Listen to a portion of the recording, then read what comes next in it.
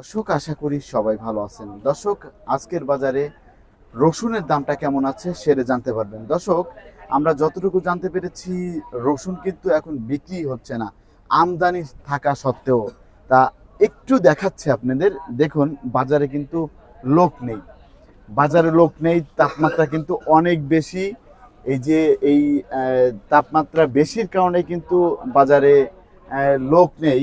আর আমরা কিন্তু দেখতে পাচ্ছি বাজারে রসুন আছে, রসুনের আমদানি আছে, কিন্তু সব জায়গায় কিন্তু এই যে এদিকেও রসুন আছে, এই যে এখানেও রসুন আছে। ওই ওই ঘরে দেখুন, প্রতিটা ঘরেই কিন্তু প্রচুর পরিমাণের রসুন।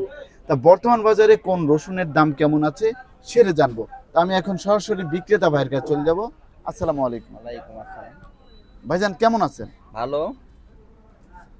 তা ভাই, বর্তমানে রসুনের বাজারে এখন কি অবস্থা? রসুনের বাজার একদম ভালোটা 155 টাকা।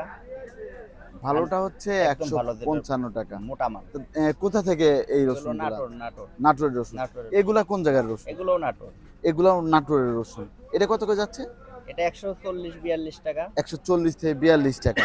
তারপরে আমরা দেখতে পাচ্ছি যে গুড়া রসুন যেটা, এটা কেমন করে কত যাচ্ছে? 115 টাকা। 115 টাকা। 115 টাকা। তো বর্তমানে এই যে রসুনের চাপটা তো অনেকই বেশি, কিন্তু হ্যাঁ, আমদানি আছে বাজারে ভালো। বিক্রি কেমন হচ্ছে? বেচা কিনা কম।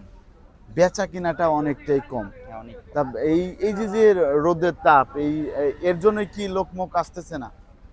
বেচা কিনা মাসের শেষ, জি, জি। ভাঙা বাজার, মানুষের হাতে টাকা পয়সাও কম। জি, জি।